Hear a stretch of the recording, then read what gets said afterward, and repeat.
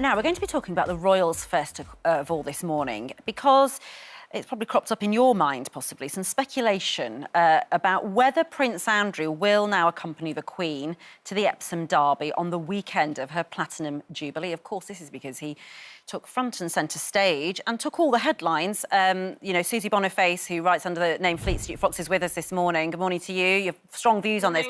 Royal editor Russell Myers is here. Look, you know, the Queen with Prince Andrew on her arm was the only photograph, and it was meant to be a remembrance of Prince Philip.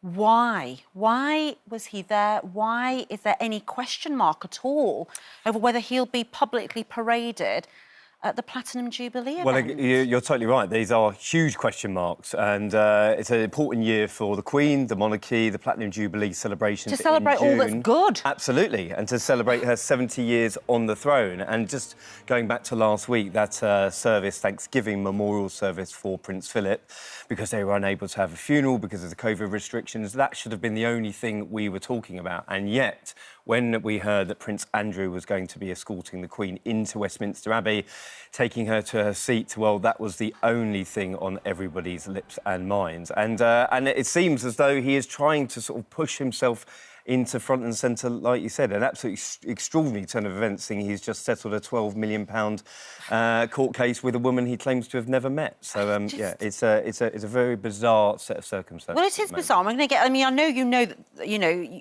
from behind the scenes there is... Well, everybody agrees with this decision. But, Susie, it's very... You know, we don't criticise the Queen. She doesn't really deserve criticism. She's had an impeccable reign, obviously.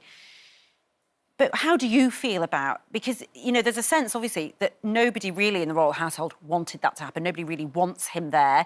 So it comes down to a mother, does it, Russell? A mother choosing her son to be front and centre despite all the advice she might be getting? Absolutely. I think that she made that decision. You talk about the behind the scenes. Yes. You know, certainly senior royals, including William and Charles, did not want him there and did not want this to play out. Susie, how would you react to that? I mean, can you criticise the Queen about this, or is she just being a mum first, although we always know it's duty first?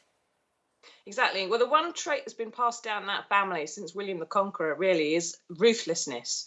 And she has always done what's best to protect the crown all the way through. So there's some people saying now, or perhaps she's starting to be a mother first, which, you know, at 95 is a hell of a time for that to kick in. But I think, to be honest, she will have... You know, she couldn't really argue with Andrew in Westminster Abbey and saying, no, I'm walking up there with someone else. If he kept hold of her hand, she had to keep walking with him. But it's more to do, to my mind, as to why Prince Andrew wants to do this. Like Russell said, he's just paid £12 million for a scandal to go away, and he knew full well, as did the rest of the royal family, that if he turned up at the Abbey, that scandal would be re-amplified all over again. If he goes to Epsom Derby, if he goes to Platinum Jubilee celebrations, that sex scandal is all anybody's going to be talking about. And now, why would he choose to do that? Because it's obviously not something anybody really would choose. But he's a prince with no visible means of financial support, and it is his princely status which has always attracted men of perhaps slightly dubious financial origins to flock to him and give him and his members of his family lots of money, apparently in return for absolutely nothing at all. So perhaps he's trying to, although he's given up a lot of his public titles, he's trying to retain his status as a prince.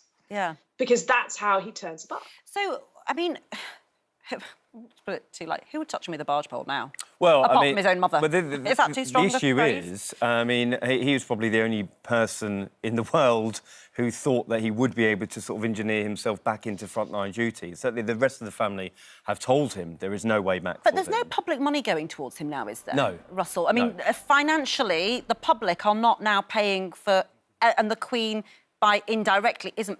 Who's paying for his lifestyle? Well, I suppose he will still get an estate? allowance from the Queen's private money. Well, you know, that's always a big debate, isn't it, of whether the royal family's money is public or private. However, the court of public opinion weighs very heavy in this instance, and I think that those pictures, like we're seeing here of him walking her up the Abbey, are sort of again now etched in the public consciousness because they didn't want to see them. But Susie, you know, the monarchy is changing, isn't it? And you wonder how much of a window Prince Andrew really has in the grace of his mother's favour because, you know, she's going to start working from home now, we're told, much more, doing many more things there. And as we hear, you know, Prince Charles and Prince William will not necessarily want him to be anywhere near them in a photo opportunity come the near future. Yes. When Charles has made previous efforts to sort of streamline the royal family a bit and to cut down on security costs and so on, Andrew has fought tooth and nail, not only for his daughters having HRH status, but also retaining their security for as long as possible, despite some big scandals about their gap years and so on. So he's been very reluctant to take part in that streamlining. But when you get to King Charles III on the balcony, maybe there could be his siblings up there with him as well for part of it. But when you get to King William V on that balcony, who's got 3 children of his own and whose own brother is perhaps not very welcome, I very much doubt that Uncle Andrew is going to find there's much room left on that balcony for him, his daughters and their children as well. There's going to come a point, and there comes a point in every monarchy, where the ruler decides they have to, you know, chop off the rotten branch of the family tree. And the Yorks do seem to be quite regularly tainted with financial scandal.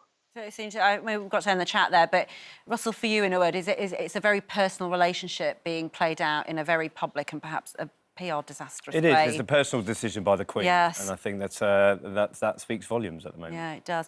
Thank you to both of you this morning. We'll see. Do you think he's definitely going to be at the Epsom Derby, by the way? I wouldn't be surprised if we see him at a few events during the Platinum Jubilee celebrations in the summer. OK, so. Interesting. Don't forget, you can watch full episodes of Lorraine on the ITV Hub and all the best clips, compilations and playlists right here on our channel.